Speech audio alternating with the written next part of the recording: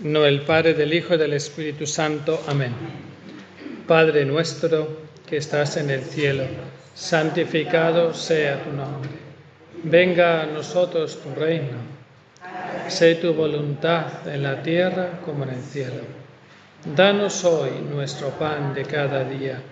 Perdona nuestras ofensas, como también nosotros perdonamos a los que nos ofenden.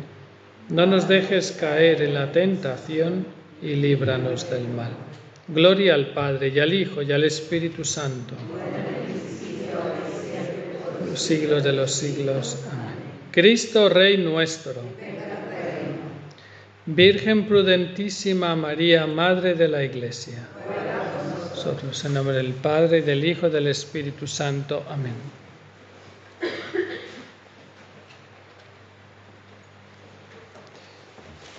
Cuando yo trabajaba en Estados Unidos, un año, en vacaciones solíamos ir a visitar a las familias de los hijos que estaban en el seminario menor.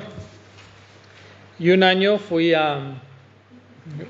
nos cruzamos casi todo Estados Unidos. Fuimos por el norte y cruzamos hasta Canadá hasta Toronto. De Toronto bajamos a Michigan volamos hasta Washington State. De Washington State fuimos a Idaho. Era todo en 15 días. Visitando familias durante todos esos días. Y me acuerdo, he estado en Seattle, en Washington Lake, en Seattle. Nos llevaron muy temprano en la mañana en el Lake Washington a ver las casas de los multimillonarios, ¿no? Porque uno va por el lago y uno va viendo la casa de Bill Gates y la casa por el lago, ¿no? Unas casas increíbles. Pero también en ese momento nos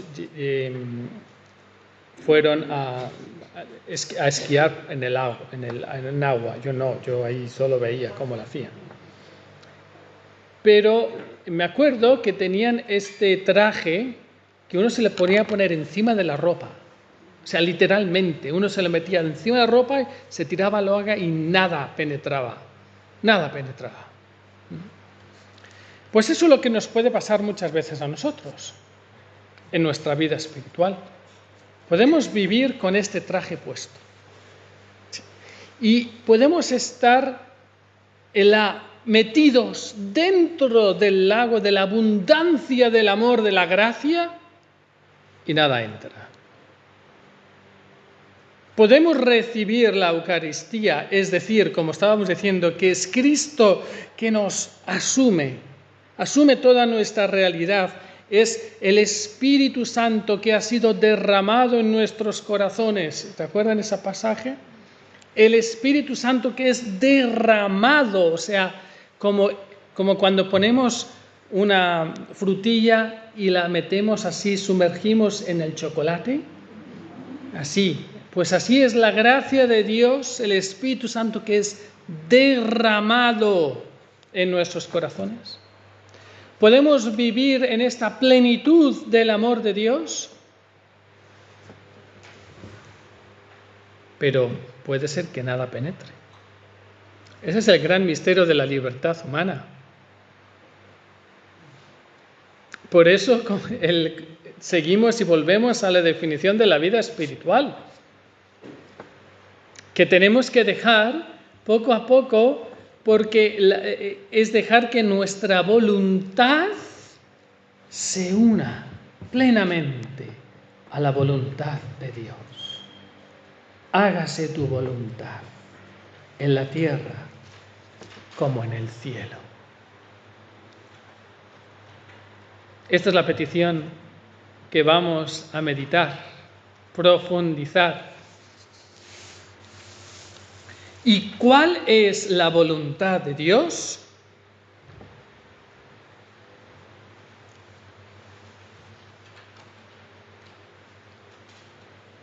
Hay 4 pasajes que nos ponen muy claramente cuál es la voluntad de Dios. Juan 3, del 16 al 17. Tanto amó Dios al mundo que entregó a su Hijo único para que todo el que crea en Él no perezca, sino que tenga vida eterna. Dios no envió a su Hijo al mundo para condenarlo, sino para salvarlo por medio de Él. ¿Cuál es la voluntad de Dios entonces? Nuestra salvación. Efesios 1, del 9 al 10. Él nos ha dado a conocer sus planes más secretos, los que había decidido realizar en Cristo, llevando la historia a su plenitud al construir a Cristo en cabeza de todas las cosas, las del cielo y las de la tierra. Realizar en Cristo, llevando la historia a su plenitud. La voluntad de Dios, hacernos hijos en el Hijo. Y esta es la que más me gusta a mí. Primera carta de Timoteo, capítulo 2, versículo 3 al 4. ¿Cuál es la voluntad de Dios? Que todos los hombres se salven y lleguen al conocimiento pleno de la verdad.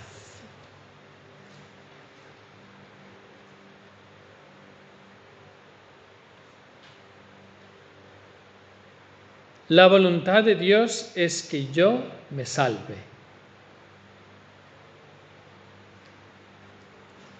Muy sencillo. O finalmente Juan 13, 34. ¿Cuál es la voluntad de Dios? Que nos amemos los unos a los otros como Él nos ha amado. Juan 13, 34. Que nos amemos los unos a los otros como Él nos ha amado. El Papa Francisco, en una de sus homilías o ángelus, dice: el Hijo del Hombre ha venido a buscar y salvar lo que estaba perdido.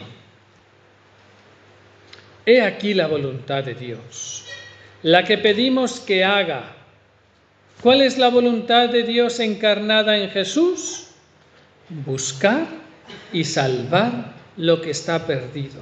Y nosotros, cuando rezamos, pedimos que la búsqueda de Dios tenga éxito, que se cumpla su plan universal de salvación, primero en cada uno de nosotros y luego en todo el mundo.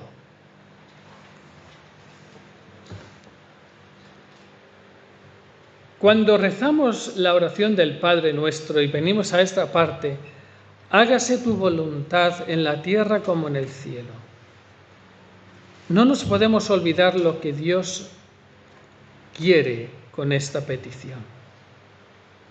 Es el Padre que me ama infinitamente, que ama a su Hijo porque lo ha creado desde toda la eternidad con un amor eterno.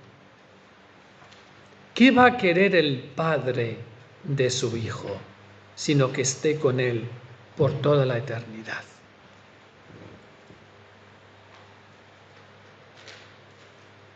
Por eso le dice: haz mi voluntad. Pero es que a veces vemos la voluntad de Dios como si fuera una imposición. No. No es eso.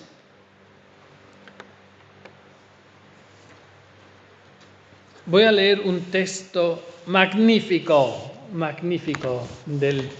a mí es que me encanta el Papa Benedicto.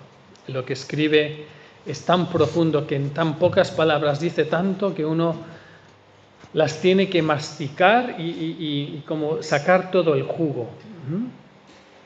A mí me encanta.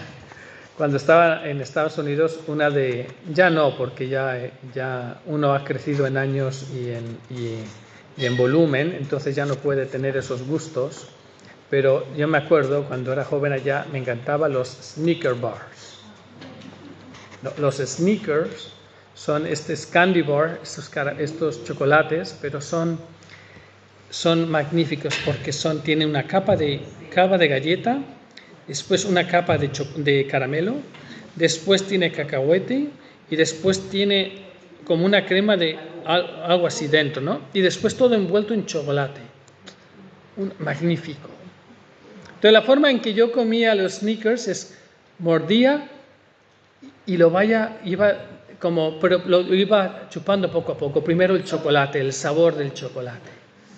Después se diluía y se probaba el caramelo. Después, no era masticarlo todo, no, era saborear cada capa. Saborearlo. En cierto sentido, esta debe ser como la oración diaria. Es como comer un Snickers bar, ¿no? Hay que saborear el momento. Había un padre en nuestra comunidad, que estaba antiguamente en Piedra Roja, que le decíamos que él no comía chocolate, sino que lo devoraba. Devoraba el chocolate.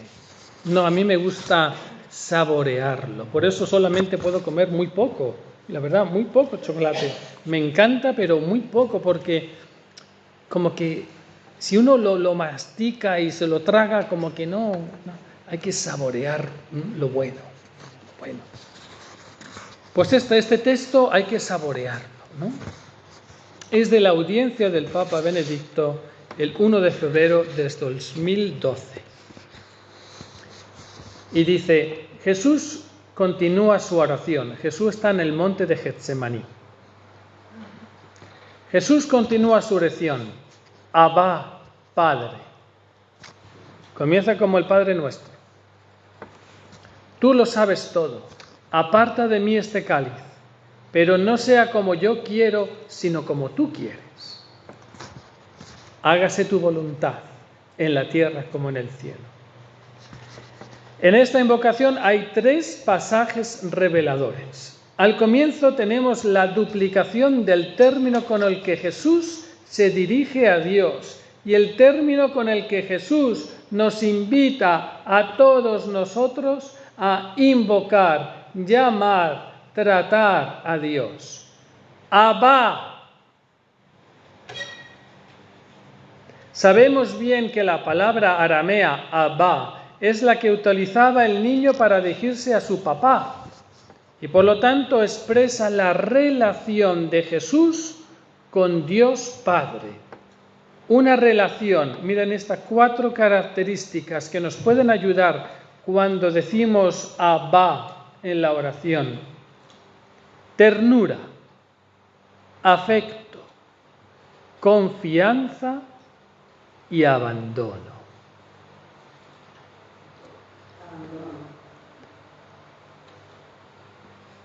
Ternura, afecto, confianza y abandono. En la parte central de la invocación está el segundo elemento, la conciencia de la omnipotencia del Padre.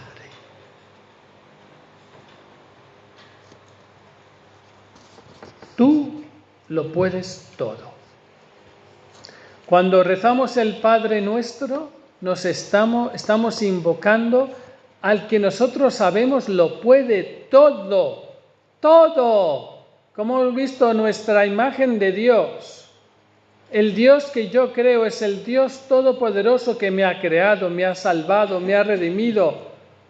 Es el Dios omnipotente que introduce una petición en la que una vez más aparece el drama de la voluntad humana de Jesús ante la muerte y el mal. Aparta de mí este cáliz.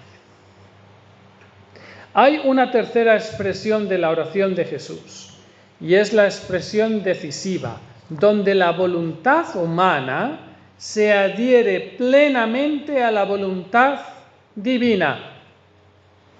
En efecto, Jesús concluye diciendo con fuerza: pero no sea como yo quiero, sino como tú quieres. Ahora miren esta frase. Es la unidad de la persona divina del Hijo, Jesucristo, en la unidad de la persona divina del Hijo, la voluntad humana encuentra su realización plena en el abandono total del yo en el tú del Padre, al que llama Abba, Madre mía. Y repito, porque esto está tan profundo, en la unidad de la persona divina del Hijo. Porque recuerden que tenemos aquí, porque Jesucristo es persona divina, no es persona humana. Tiene naturaleza humana, pero es una persona divina, no persona humana. Si no, nos ponían de herejes si decimos eso.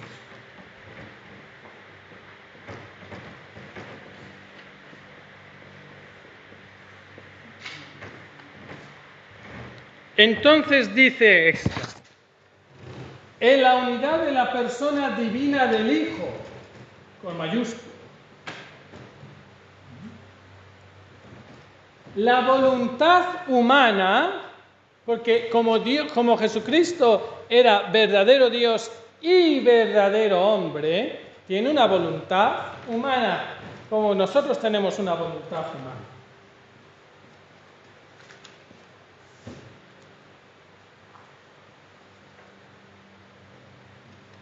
Aquí estamos hablando como Jesucristo, como hombre. Como ustedes y yo. Estamos hablando de su voluntad humana, como la que nosotros tenemos. Encuentra su realización plena, es decir, esta voluntad humana de repente llega a su plenitud en el abandono total de su yo humano en el tú del Padre. Increíble. Al que llama Abba. Y esto es la clave de esta petición. Que yo, mi voluntad, así como Jesucristo en su oración de Getsemaní, une su voluntad humana, su yo humano, al tú del Padre, porque es una relación de amor. Lo uno, y ahí es donde llega la plenitud, en el abandono total de mi voluntad a la voluntad de Dios, es donde encuentro yo la verdadera libertad. Tiene mucha miga esto. Y esto solamente se puede entender en la oración. Porque en el mundo en que vivimos, esto significa que yo dejo de ser libre. Que Dios me quita la libertad. Dios nunca me quitará la libertad. Nunca. Él quiere que yo haga un acto libre y una mi yo a su tú. Pero si es lo que pasa en el matrimonio, ¿qué es lo que dicen ustedes? Yo te recibo a ti. Yo, Isabel, te recibo a ti, Ricardo, y me entrego a ti. Mi yo te recibe a ti, tú, y me entrego a ti, para que ya no sean dos, sino una sola carne. Pues en cierto sentido, en esta petición es decir, yo tomo mi voluntad y la uno a la voluntad de Dios para que sean una. Y es así donde llego a la plenitud del amor, en el abandono. No es fácil hacer esto.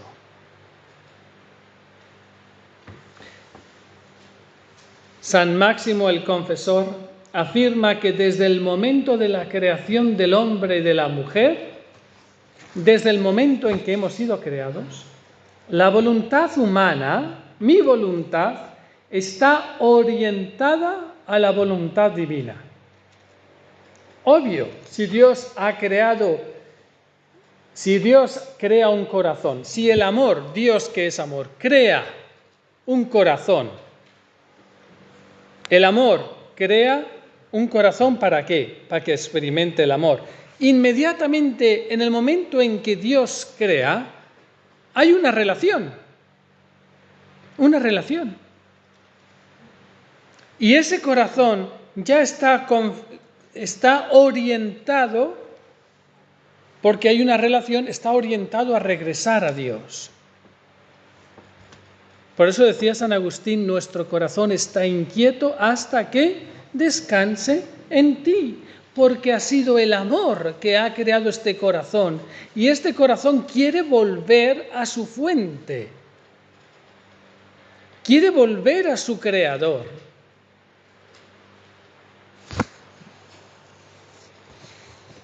La voluntad humana está orientada a la voluntad divina, y la voluntad humana es plenamente libre y encuentra su realización precisamente en el sí a Dios. ¿Por qué creen ustedes que en el libro del Éxodo, cuando el pueblo de Israel está en Egipto, está en la esclavitud, Moisés viene, Dios manda a Moisés porque dice, yo quiero salvar a mi pueblo, sacarle de la esclavitud y llevarles a la tierra prometida. Les libera con la Pascua, les libera, les hace pasar por el bautismo, es decir, por el mar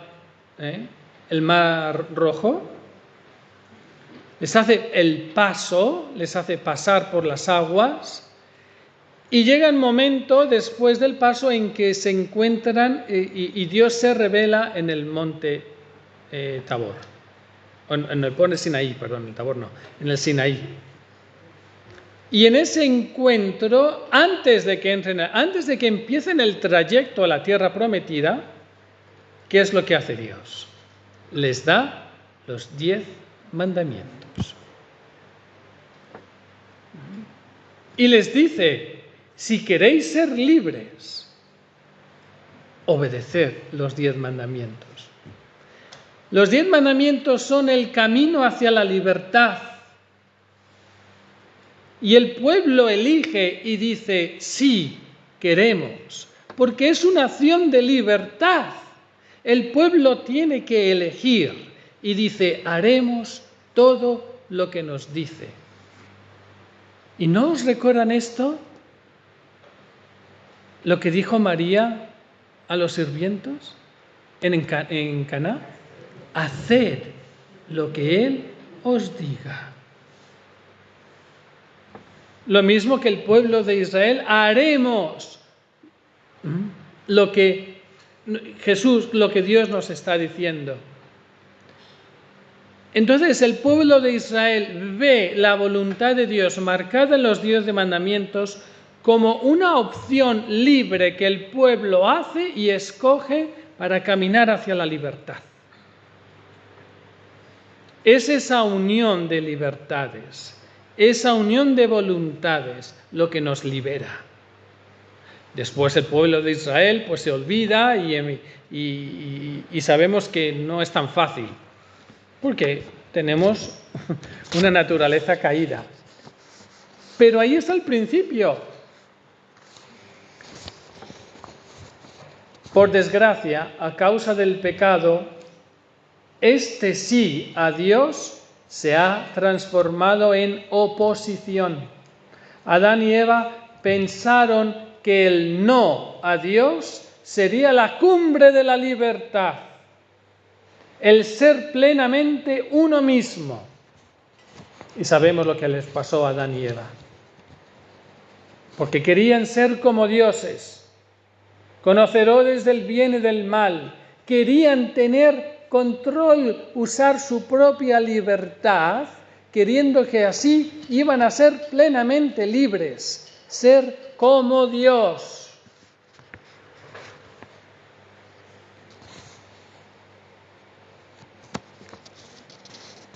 Por desgracia, a causa del pecado, este sí a Dios se ha transformado en oposición. Adán y Eva pensaron que el no a Dios sería la cumbre de la libertad, el ser plenamente uno mismo. Jesús en el Monte de los Olivos reconduce, porque es verdadero hombre. Jesucristo en el Monte de los Olivos reconduce la voluntad humana al sí pleno a Dios. En él, la voluntad natural está plenamente integrada en la orientación que le da la persona divina. Obviamente porque en él, que es verdadero Dios y verdadero hombre, se unen estas dos libertades. Y por eso en Jesucristo, que Él dice, venid a mí y seréis verdaderamente libres, la verdad os hará libres. Y yo soy la verdad.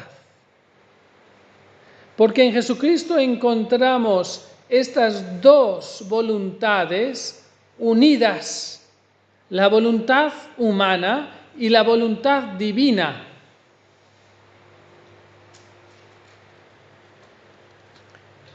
Espero que esto no esté siendo muy teológico.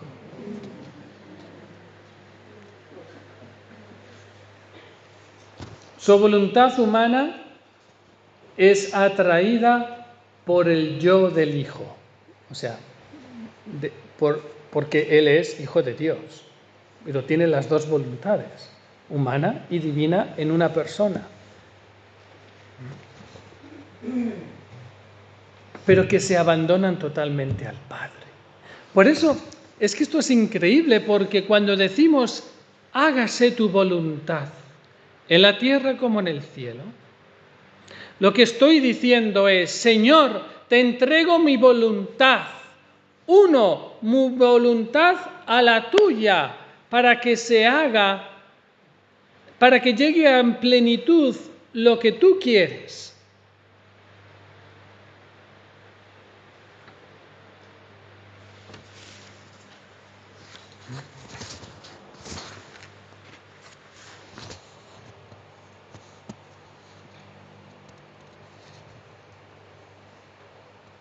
De este modo Jesús nos dice que el ser humano solo alcanza su verdadera altura, solo llega a ser divino conformando su propia voluntad a la voluntad divina. Solo saliendo de sí, solo en el sí a Dios se realiza el deseo de Adán, de todos nosotros, el deseo de ser completamente libres.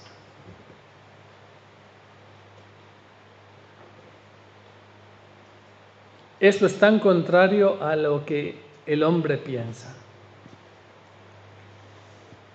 ¿Cuántas veces, hablando con los jóvenes,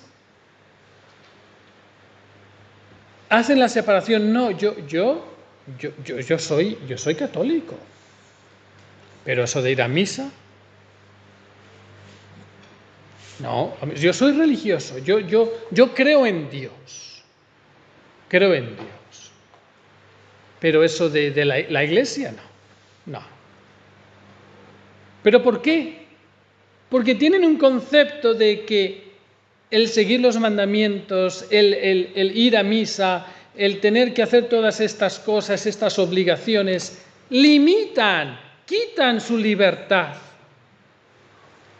Y es todo lo contrario. Es todo lo contrario. Ahí es donde encontramos la verdadera libertad, en el sí que damos a Dios. Ahí encontramos lo que significa ser completamente libres. Pero para poder experimentar esto hay que vivirlo. Hay que vivirlo. Y por eso es una petición que el mismo Hijo de Dios, en su oración al Padre, nos dice que tenemos que, cuando vamos a rezar, tenemos que hacer esto. Pedir, hágase tu voluntad. ¿Y por qué cree Jesucristo que nos quiere que pidamos esto? Porque nos quiere verdaderamente libres.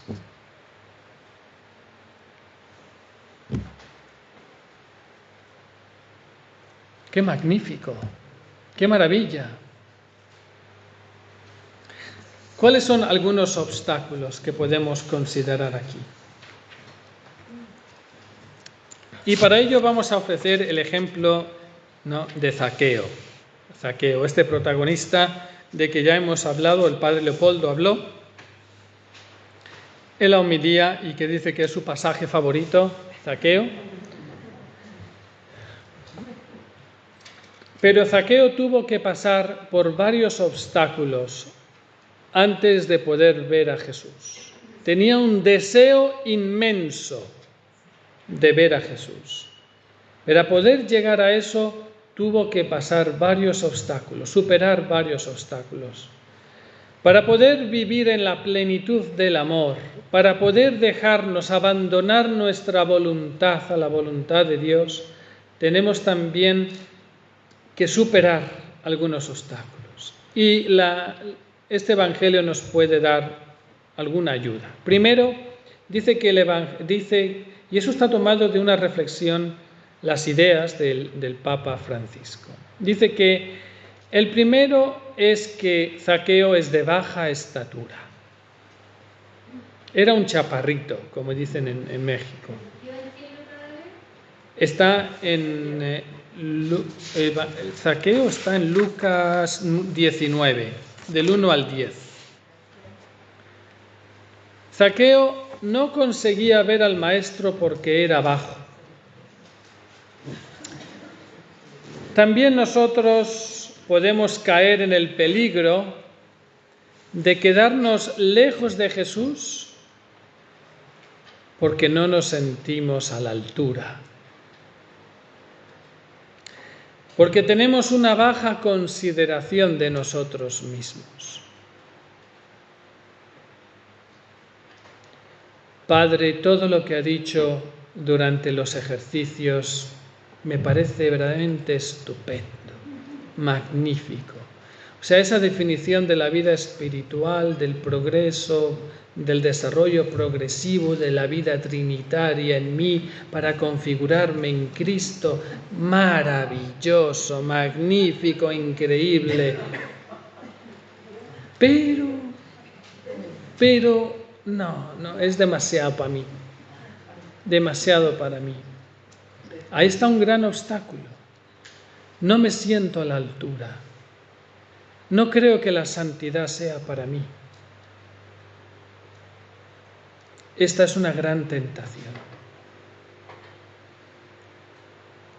Pero es una tentación de desconfianza en el amor de Dios.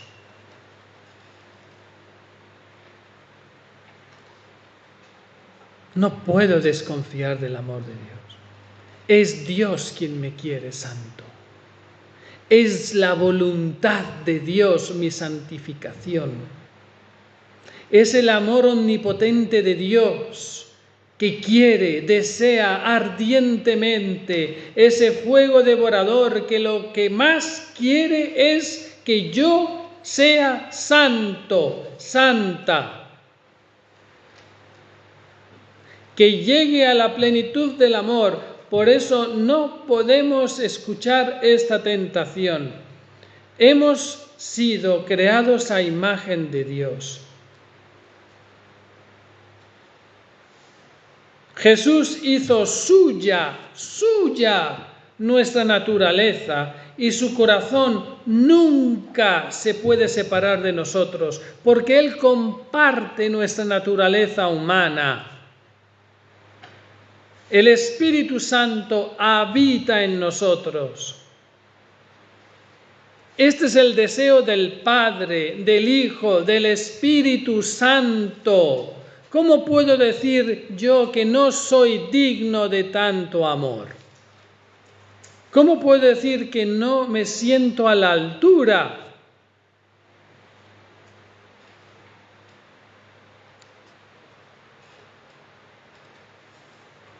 Por eso, en la primera carta de San Juan, hay un versículo maravilloso. Primera carta de San Juan, capítulo 3, versículo 1.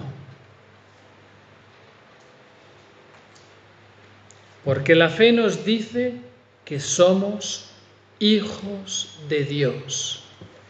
Y después, yo me imagino, porque después dice esto, pues lo somos.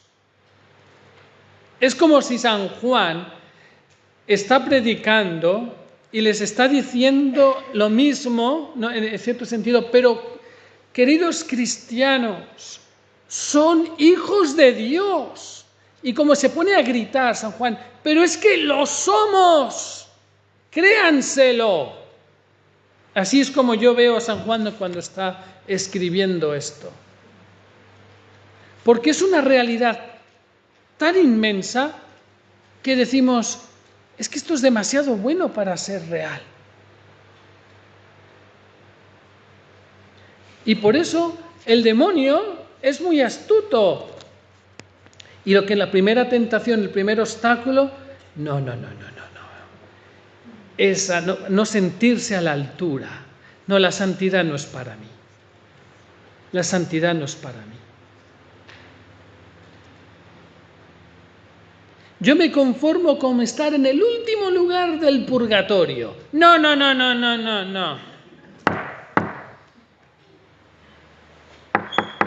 La santidad, no poner obstáculos.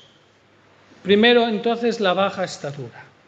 Segundo, Zaqueo tenía un segundo obstáculo en el camino del encuentro con Jesús. Era la vergüenza paralizante. Zaqueo era un personaje público.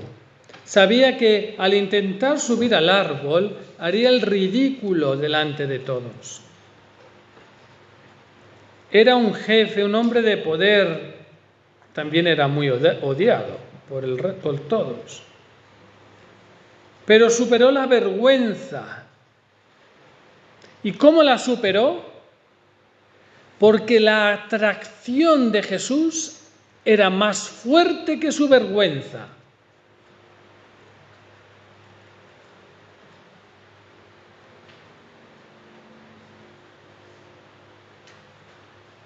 Por eso Zaqueo corrió más adelante, subió al árbol.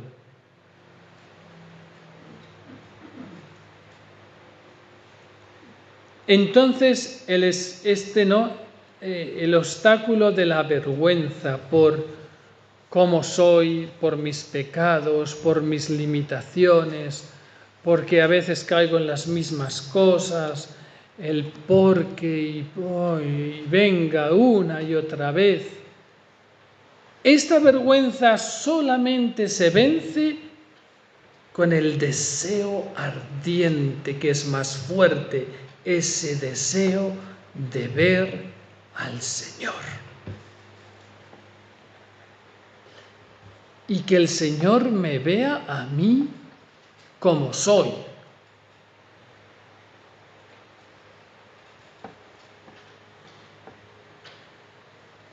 Y un tercer obstáculo que tuvo que afrontar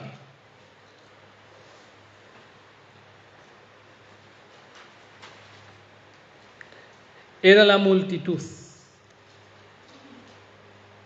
la gente que estaba alrededor, que no le permitía ver a Jesús. Esa gente que murmura, que lo bloquea, que lo critica.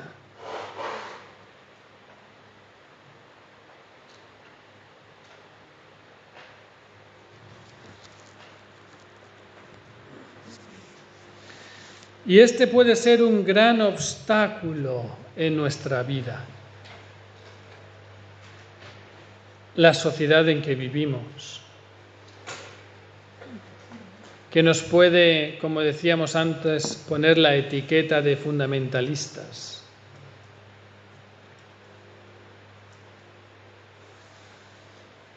De que eres una santita. Ah, tú que eres una santita. Una santita y una santita. Y uno ya, porque ya está tan harto de que le digan esto y tal y le pongan etiquetas, es el miedo a la multitud. Pero yo he ido a ver a Jesús, no a ver a la multitud. Y por eso Zaqueo se hace el sordo. A él le da igual que digan lo que les dé la gana. Él va porque quiere ver a Jesús. Y lo increíble, como sabemos, es que es Jesús que lo ve a él y lo invita y se queda en su casa. Y Jesús también le da igual, aunque empiezan a criticar, anda, y entra en la casa de un publicano, de un recaudador de impuestos, de un pecador, pero no sabe que se va a ser impuro por entrar en casa de un pecador. ¿Ustedes creen que Jesús escuchó todo eso? ¿Qué más le da? Pero la multitud también, lo que los demás dirán, el respeto humano, puede ser un gran obstáculo a la santidad. Por eso, cuando decimos esta petición en el Padre Nuestro, hágase tu voluntad, en la tierra como en el cielo, ¿sabe lo que estamos diciendo? Señor, hazme santo. Por eso cuando yo les digo, ¿cómo está Santa Isabel o Santa Inesita? Y ustedes me dicen, no me diga eso. Pero si esa es la voluntad de Dios. Esa es la voluntad de Dios. Que seamos santos. Santa Mercedes, que sea santa. Y eso es lo que le pedimos a Dios en el Padre Nuestro. Hazme santo.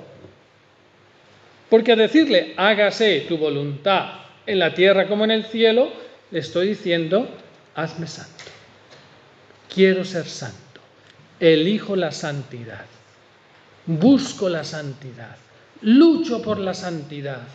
No quiero poner obstáculos a la santidad. Me quiero empapar del amor de Dios. Magnífico. Solo tenemos que hacer nuestro casi nada. Qué fácil. Hagamos nuestro casi nada. Y Dios hará siempre su casi todo. Así sea.